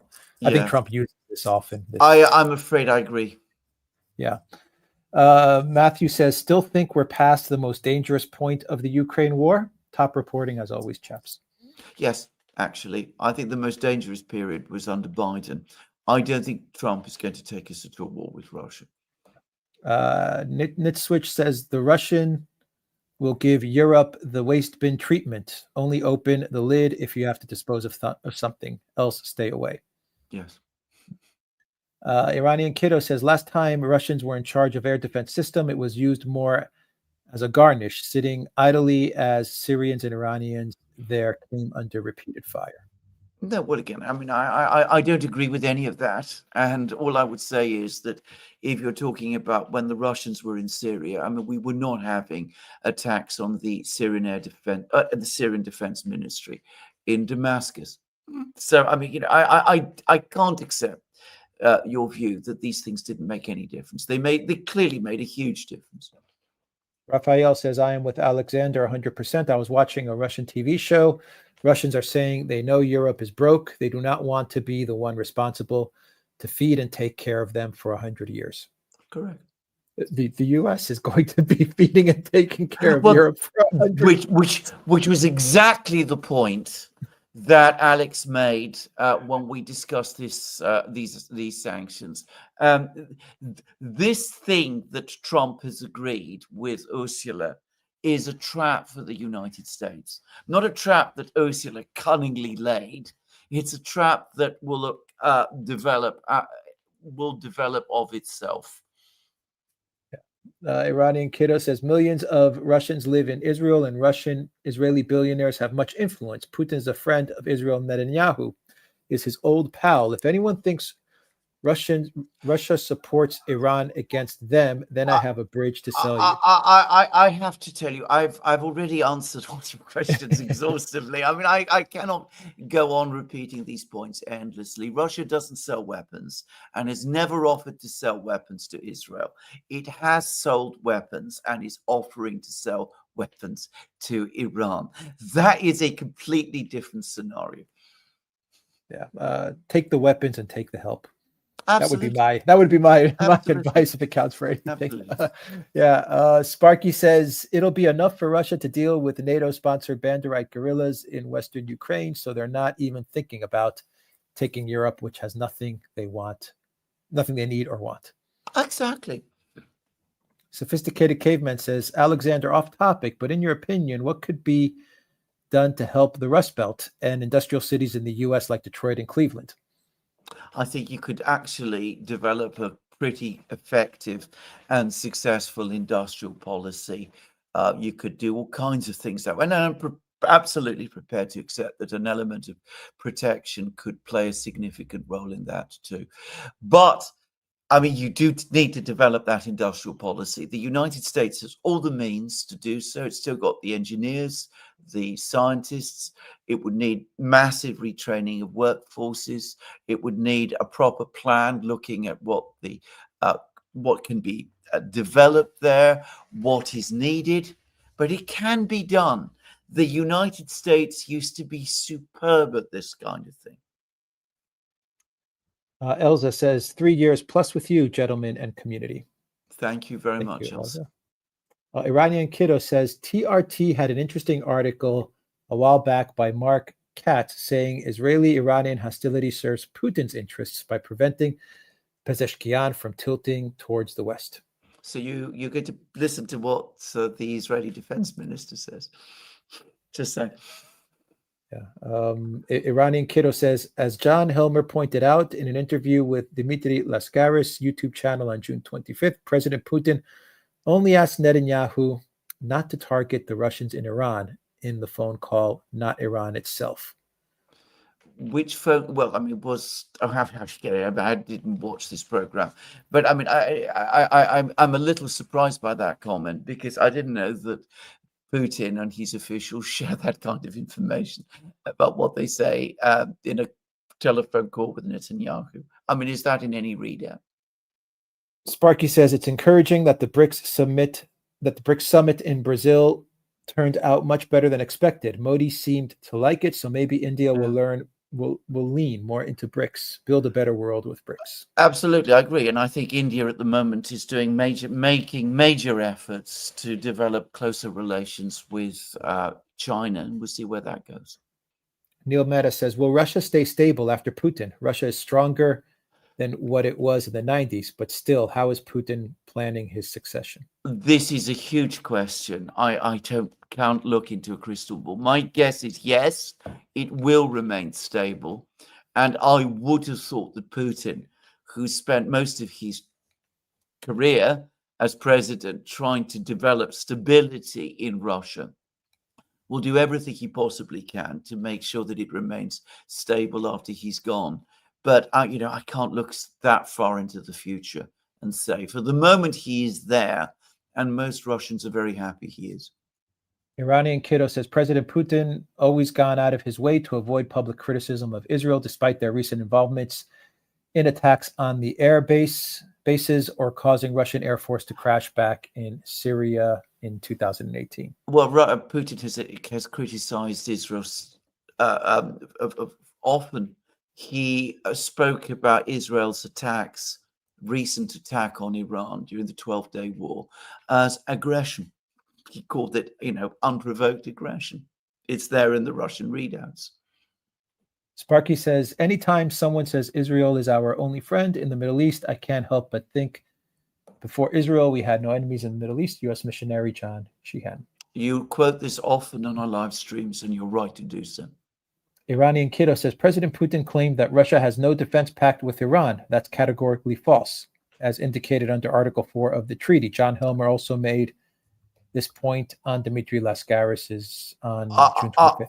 I've analyzed it extensively. I did so at the time when the treaty was published. It is not a full defense pact. It does provide for security arrangements. And again, for the record, Putin said that the Russians did suggest to Iran that it might be negotiated as a proper defense pact during the negotiations, and it was the Iranians who refused.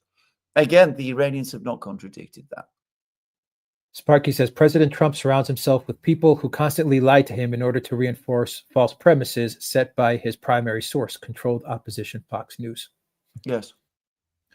Iranian Kiddo says, according to Article 4 of the treaty, quote, the contracting parties shall consult and cooperate in countering common military and security threats of a bilateral and regional nature, end of quote. Well, that's not a security treaty. That's not an alliance. Nitswitch says, when you have two options, the threat of violence or making friends, make friends. Yeah. True. Industrial Farting Complex says, MAGA influencers are participating in the cover-up and war jingoism. How do successful modern populist movements combat this corruption amongst their leaders? Through openness, publicity, transparency, and insistence on accountability. Jam says, Putin lost his brother to famine. His view on Gaza? Well, good question. Of course, he never knew his brother because his brother died before he was born, just to say. And his brother actually died during the siege itself. Putin was born after the war. So he never knew his brother. He has referenced his brother several times, and he's discussed the very harrowing circumstances in which he died. He has actually spoken up about Gaza on several occasions. He spoke to Netanyahu yesterday. I want to study the readout carefully. Salila, thank you for that super sticker. Nico says, I forgot to mention that I'm trying to convince the kid from Mariupol to perhaps talk to you, but he is shy for now. His channel is called Videos from Mariupol. It's a great insight of Mariupol. Okay. Thank you for that, Nikos. Iranian Kiddo says, just like globalists that believe they are always right, some always feel compelled to always defend the Russian position, even when they refuse to attack HTS approaching Damascus on M5 highway or not defending the Armenians. They did attack HTS as it approached Damascus. As for the Armenians again refused to ask them for help. So, I mean, what exactly were the Russians supposed to do? Now, we do want. I have criticized the Russians many times about many things. To give an example, I think the Russians massively mishandled their relations with Ukraine in the lead up to the Maidan events. I think they made huge mistakes there. I think they were incredibly naive and foolish in many of their expectations about Europe and the relations that they could build up with Europe. So absolutely, I do criticize the Russians. They still call them partners. They still call them partners. Exactly. You can criticize their military strategies in Ukraine. You can do all kinds of things. But, there is criticism And then there is, attempts to basically say that the Russians are responsible for all sorts of things that they are not. And in this case, if Armenia doesn't want Russian military help because Pashinyan doesn't like Russia, and if Iran doesn't want Russian military help because Iran is an independent country that's fought for its independence, has good historic reasons to be suspicious of Russia, well, don't expect the Russians then to help. I mean, it's as simple as that. Iranian Kiddo says, I like how all of a sudden Russia realized there are Azerbaijani criminal elements in Russia. LOL. It's complete propaganda. The whole debacle is about Azerbaijan selling gas to Ukraine. It's a smokescreen. Well, maybe you're right about this. I mean, all I will say is that there's been lots of explanations and reasons for it. But my own understanding of it, and again, I've had this from several sources, is that what ultimately caused the situation to go viral, to go bad, was that the Russians discovered that the Azerbaijanians in the Urals were trading in military secrets. And that was something that the Russians were not going to accept. Raphael says, my prediction, Germany will be divided in two again, and this time it will stay like this forever. Alaska will be Russia again. Well, I'm not going to make those predictions. And I hope that's not true about Germany, by the way. Double Down says, defense wins championships, offense gets the glory. Sure. Sparky says, using Occam's razor, isn't it obvious Brian Berletic, not Soros, is puppet master of the world? How else can this apparent clairvoyance be explained? No mortal would read 700-page think tank documents. Well, I have to say, churning one's way through that material, I can't begin to say how horrible that material is and what an agony it is to read through it, by the way. So, what Brian Berletic does is extraordinary. Iranian Kiddo says, Russia supports Zengezur corridor. It would connect Azerbaijan to Nakhchivan enclave, which has a border with Turkey. It would lead to annexation of southern Armenia and its border with Iran and eventual partition of Armenia. No, well, again, I'm not going to get into the details of this. I mean, the Azeris, the Armenians, agreed as part of a peace treaty that's supposed to be between them that this corridor should be available for transit. There is negotiations to do that. Again, if Armenia had good relations with Russia, opening up this corridor would, I think, benefit Armenia. It has very, very bad relations with Russia. And so the result is that the negotiation is excessively tipped in Azerbaijan's favor. The problem is, again, with Pashinyan, not with the Kremlin. Iranian Kiddo says Russia has no cards against Azerbaijan. They need Azerbaijan to export their oil and gas, and Azeris know that. Plus, Russia supports this pan-Turkic Turnayan NATO Zengezur corridor. Iran was the only one rejecting this idea. No, I don't think that is true. And Azerbaijan has no cards to play against Russia. We did a program with Lasha Kizradze, and he explained who is from the region, by the way, and he explained this all very well. Iranian Kiddo says, one can't blame a country of 3 million for losing the war. Armenia has no natural resources to fund their military. They don't have Israel and Turkey to back them either. Well, indeed, I don't blame them for losing a war. That takes us back to Iran. What Armenia needed to do was to make sure that its alliance with Russia was strong, rather than work constantly to undermine it and refuse Russia's assistance, which is what Armenia did. And in my opinion, that's exactly the same mistake that Iran is making, and which, as Alex correctly said, Syria made.